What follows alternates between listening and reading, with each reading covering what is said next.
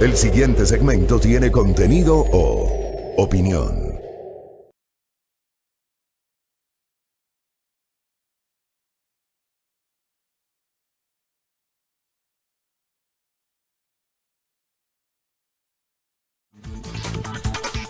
Seis con 19 en la mañana, qué gusto que nos acompañen. Ya se tomó su taza de café, buen día. Espero que sí. Si no lo hace, hágalo, levántese de esa cama y vamos a tomar cafecito, buen día. Saludos cordiales como siempre a nuestra amable audiencia, aquellos que se enlazan con nosotros a través de nuestra señal abierta y por cierto la transmisión que generamos a través de nuestros medios digitales, nuestro enlace a través de la internet www.radiomajestad.com y también nuestra transmisión de Facebook Live a través de las fanpages de Majestad FM y también de A Primera Hora. Un gusto que nos acompañen. Algunos temas para comentar y partamos justamente, amable audiencia, sobre lo que se conmemora el día de hoy. Siempre hablo yo de conmemoración, a diferencia de otros que hablan de celebración. No son sinónimos. La conmemoración es un ejercicio de recordación.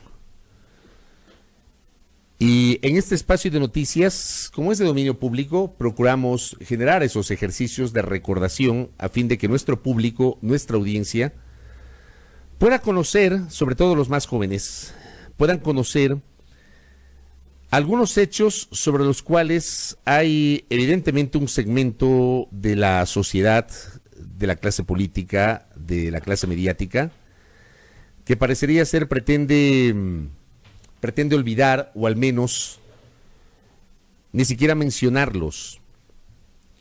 Hace 20 años, exactamente un 21 de enero del año 2000, el gobierno del presidente Yamil Maguad fue derrocado. 12 días después de haber adoptado una medida totalmente desesperada, que fue la adopción del esquema de dolarización de la economía, esquema en el cual no creía el gobernante de la época. En aquella época hubo graves problemas económicos, la crisis económica y financiera más grave que la historia de la República recuerde. En 1999, y vamos otra vez a hacer este ejercicio y me voy un poco más atrás, me remonto a noviembre de 1998. Luego de que en octubre, y creo que ese es el logro más importante de la administración del presidente Maguad, se firmó la paz entre Ecuador y Perú. En noviembre se allanó el camino a través de un acuerdo en el Congreso Nacional entre la Democracia Popular y el Partido Social Cristiano. Acuerdo que permitió que Juan José Pons asuma la presidencia de la legislatura, recordando que para esa época ya se aplicó la norma constitucional consagrada en la gran reforma de la Asamblea de Sangolquí, que establecía que la bancada más numerosa tenía derecho a acceder a la presidencia del Congreso durante los 2 primeros años, la segunda más numerosa a la primera vicepresidencia y la segunda vicepresidencia para los bloques considerados minoritarios.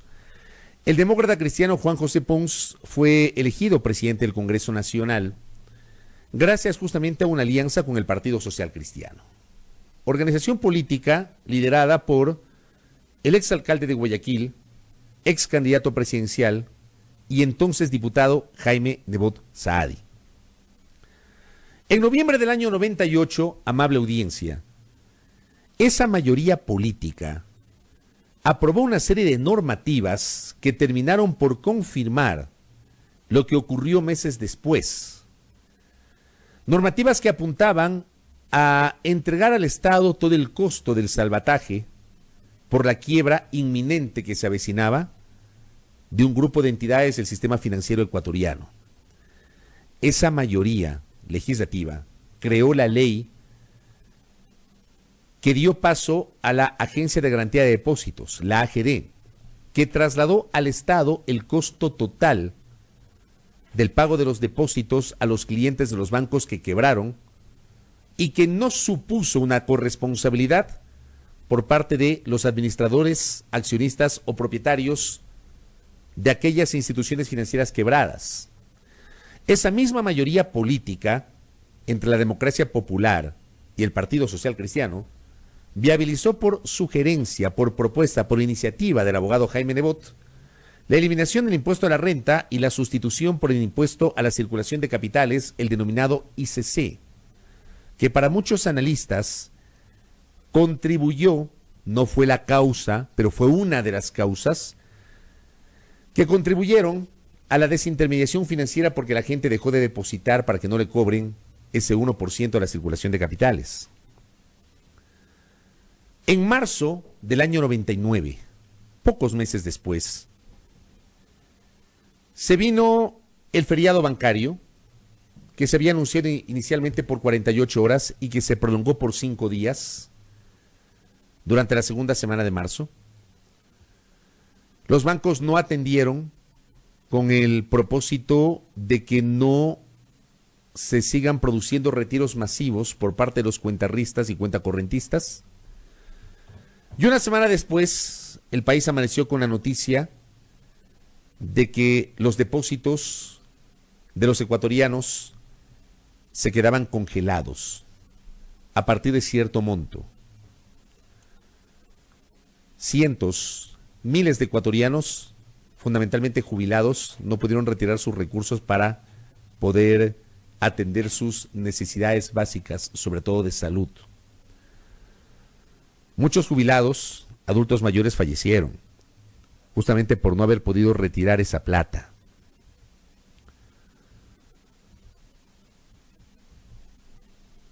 Y se vino la quiebra masiva de los bancos. Y se vino la crisis financiera que provocó una inflación que llegó casi al 100%. Y hubo shocks externos que provocaron, por ejemplo, la caída del precio del petróleo a probablemente su punto o uno de sus puntos más bajos desde que en los 70 se estableció este boom petrolero. $7, si la memoria no me es infiel. Se generaron medidas que provocaron la devaluación de la moneda. Hace pocos días, a propósito de la celebración, como dicen algunos, de los 20 años de la dolarización, aquí hicimos un ejercicio revisando la forma como se devaluó el sucre hasta llegar a los 25,000 sucres por cada dólar, que fue el número mágico que viabilizó la dolarización de la economía. El sucre subió de 4,500 más menos en el año 98-99 a 25,000 sucres por dólar. Se pulverizó la economía de los ecuatorianos, se perdió el empleo, y a partir de esa crisis del 99 tuvimos esa inmensa ola de ecuatorianos que decidieron migrar, abandonar su patria, su tierra, buscando mejores días en Estados Unidos, en España o en Italia. Más o menos 3 millones de ecuatorianos abandonaron el país. Y cuando la cosa no daba para más, un 9 de enero del año 2000, el presidente Maguad sorprende al país con la decisión de dolarizar la economía. Igualmente la semana anterior recordábamos cómo los medios de comunicación de la época no tenían pues en el radar que ese día se iba a adoptar la dolarización de la economía. Más allá que el presidente o expresidente Maguad en los últimos días ha concedido algunas entrevistas a periodistas y medios ecuatorianos e internacionales, en su legítimo derecho, exponiendo su verdad sobre aquellos episodios, Maguad asegura que esa medida había sido pensada, largamente debatida y planificada. Permítanme, amables oyentes y televidentes, hablar en primera persona porque yo fui reportero de noticias en esa época. En el año 99 trabajé en Gamavisión y en el año 2000 trabajé en Teleamazonas. Estaba ya ejerciendo la profesión. Y desde mi condición de periodista pude atestiguar justamente los hechos vinculados al feriado bancario, congelamiento de depósitos, quiebra financiera y adopción de la dolarización. Y yo no recuerdo que la medida haya sido preparada o planificada con antelación. Quien hablaba recurrentemente sobre la dolarización de la economía era la ingeniera Joyce de Ginata en su condición de dirigente empresarial y en aquella época presidente de la Cámara de la Pequeña Industria del Guayas. De hecho, a ella la han reconocido en los últimos días como la madre de la dolarización. Gustavo Noboa dijo, hay muchos padres, pero una sola madre, Joyce de Ginata, y es verdad. Ella fue la proponente de la dolarización de la economía. La historia así lo reconoce. Pero esa dolarización no fue adoptada con una planificación previa, con medidas pensadas, trabajadas, con acciones de contingencia o de contención frente a la crisis que enfrentamos los ecuatorianos en el año 99, y se la tomó de forma desesperada. 12 días después de ese 9 de enero del 2000, hace exactamente 20 años, y por eso hago este preludio en el comentario, la mañana de aquel 21 de enero, el país amanece sorprendido porque los indígenas y un grupo de militares que se sublevaron, militares en servicio activo que se sublevaron, se tomaron el Congreso Nacional. Militares liderados por el coronel Lucio Gutiérrez Borbúa, quien 3 años después se convertiría en presidente de la República por la vía de las urnas, guardando las distancias, un camino similar al que en sus inicios recorrió Hugo Chávez, cuando intentó derrocar a Carlos Andrés Pérez, presidente de Venezuela, y pocos años después Chávez llegó al poder por la vía de las urnas. Exactamente lo mismo pasó con Gutiérrez. Gutiérrez lideró esa sublevación militar con el apoyo del sector indígena, sublevación que además provocó una masiva movilización en las calles de Quito, y sublevación que provocó la renuncia del presidente de la República, Yamil Maguad, que en una cadena nacional pronunció una frase totalmente emblemática, que la recuerdo claramente: un presidente derrocado es un presidente derrocado, dijo Maguad hace exactamente 20 años. 20 años atrás hubo una buena parte del país que, como ocurrió luego en el año 2005, planteó el que se vayan todos, no con la misma fuerza del 2005. Hubo un golpe de Estado en el año 2000. Hace 20 años, amigos y amigas, hubo un golpe de Estado. Y el presidente de la República fue derrocado por obra de los militares con el apoyo de los indígenas. Un 21 de enero del año 2000, hace 20 años, derrocado el presidente de la República, se desconoció la figura de la sucesión presidencial en la persona del vicepresidente, Gustavo Noboa Bejarano, y se integró un triunvirato, figura inexistente en la Constitución. Triunvirato que no fue liderado por Lucio Gutiérrez, y es de las cosas que vale la pena anotar, porque la rebelión fue liderada por los coroneles del ejército ecuatoriano, pero en el momento de integrar el triunvirato, quien representó a los militares fue el jefe del comando conjunto de la época, el general Carlos Mendoza, conjuntamente con el entonces presidente de la CONAIE, Antonio Vargas, y el expresidente de la Corte Suprema de Justicia, Carlos Solórzano Constantine. Ese triunvirato llegó a Carondelet y ese triunvirato se preparaba para tomar sus primeras decisiones. Alguna vez les contaba, sobre todo a quienes nos siguen desde hace mucho tiempo, esta anécdota de que yo me acosté a dormir a las 2 de la mañana de ese 21 amanecer 22 de enero con un triunvirato como gobierno de la República del Ecuador.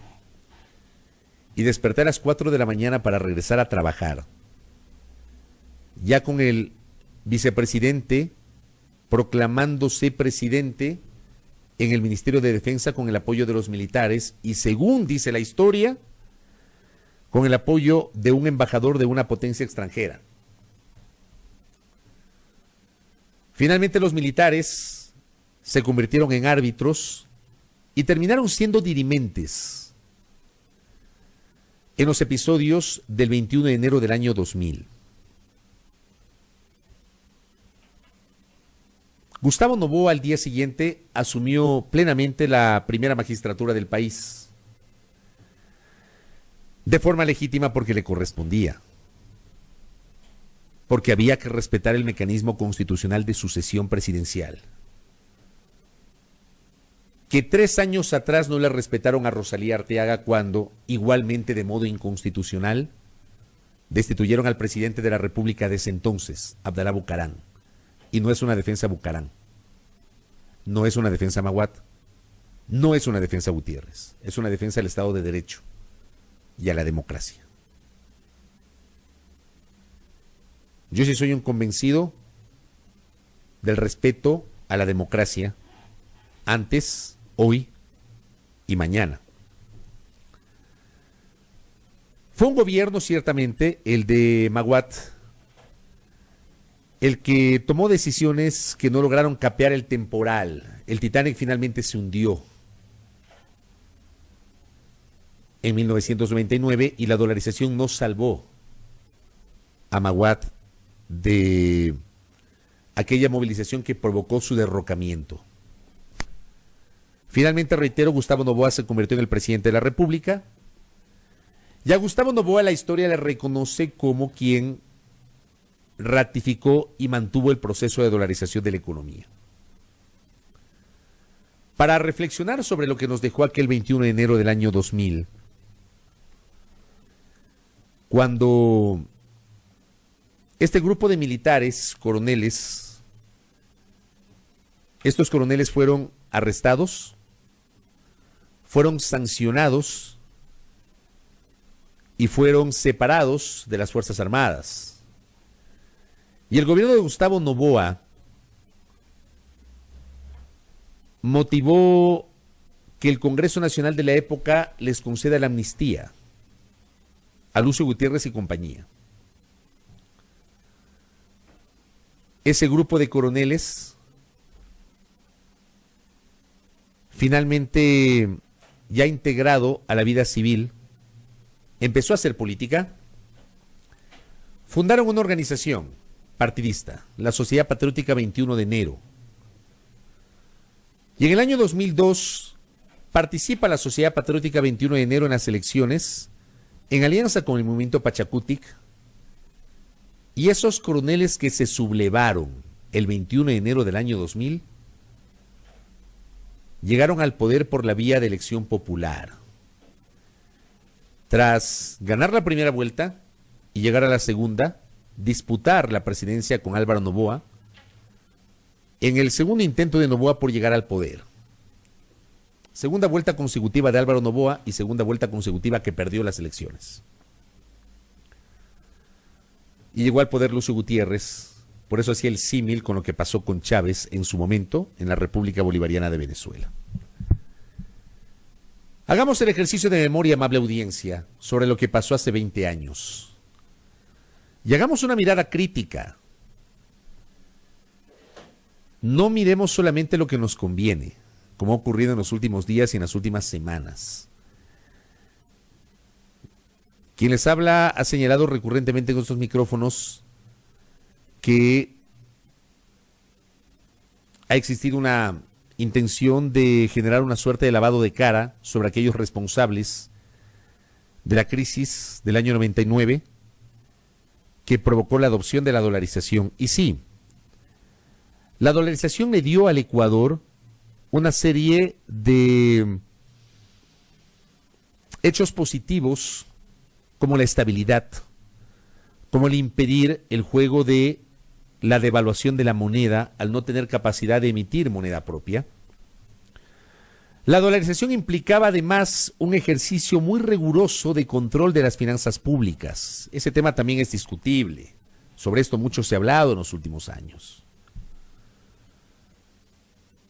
Pero al margen de lo positivo, la dolarización también provocó hechos negativos, como que, por citar un caso, los shocks externos que afectaron directamente al dólar también los sintió el Ecuador, estos coletazos de las crisis internacionales. Como todo, hay pro y hay contra, hay pros y hay contras. Y eso ha pasado con la dolarización de la economía. ¿Que fue una decisión adoptada a última hora para tratar de salvar y de capear la situación? Sí. ¿Que no le sirvió a Maguad porque 12 días después, hace exactamente 20 años, fue derrocado? También. Por una movilización militar aupada por el sector indígena. Eso ocurrió hace 20 años, amables oyentes y amables televidentes. Aquel coronel que lideró la asonada que provocó la destitución de Maguad también sufrió en carne propia algo parecido. Un miércoles 20 de abril del año 2005, Lucio Gutiérrez de forma inconstitucional fue destituido por el Congreso de la época, que invocó la ausencia o el abandono del cargo del presidente de la República cuando el mandatario estaba gobernando desde Carondelet. Sobre Lucio Gutiérrez también hay que señalar los hechos ocurridos y que terminaron siendo el detonante de su caída en abril del 2005, cuando en noviembre del 2004 Gutiérrez convoca un congreso extraordinario para que los diputados de la República analicen la situación de la Administración de Justicia. Ese congreso que cesó al Tribunal Constitucional, al Tribunal Supremo Electoral, pero sobre todo a la Corte Suprema de Justicia de la época, de modo inconstitucional, y dio paso al nacimiento de la recordada Pichicorte, con el auspicio del gobierno de turno. En varias ocasiones hemos entrevistado sobre este tema a Lucio Gutiérrez en estos micrófonos, y el expresidente de la República ha procurado siempre salvar su responsabilidad en ese hecho. La historia recoge que el presidente de la época convocó a la sesión del Congreso Nacional de noviembre del año 2004 para analizar la situación de la justicia y destituir de modo inconstitucional a la Corte Suprema, para cambiar a aquellos magistrados que habían sido designados en 1997 por el Congreso Nacional. La historia recoge que por el nacimiento de la Pichicorte, quien presidió esa corte, el doctor Guillermo Castro Dájer, declaró la nulidad de los procesos judiciales contra Alberto Dajic, Gustavo Noboa y Abdalá Bucarán. La historia recoge que Dajic y que Noboa tuvieron un retorno con un perfil totalmente bajo. Y también recoge toda la parafernalia que se armó para el retorno de Bucarán, cuyo discurso completamente incendiario pronunciado en el malecón Simón Bolívar de Guayaquil terminó por encender los ánimos de una buena parte de la sociedad de Quito, que se movilizó y motivó la recordada rebelión de los forajidos, que significó la caída de Lucio Gutiérrez. Son temas y son ejercicios de memoria, amable audiencia, que tenemos que recordar. No perdamos la memoria. Hace 20 años fue derrocado el gobierno que adoptó la dolarización de la economía. ¿Lo celebramos también como celebramos la dolarización, como dicen algunos? ¿O hacemos un ejercicio de memoria para recordar lo positivo y también lo negativo? Les dejo para el debate. 6:42 en la primera hora, no se despegue de nuestra señal porque ya estamos a punto de dialogar sobre los temas asociados a la situación del sector de la construcción. Ahora 6:43.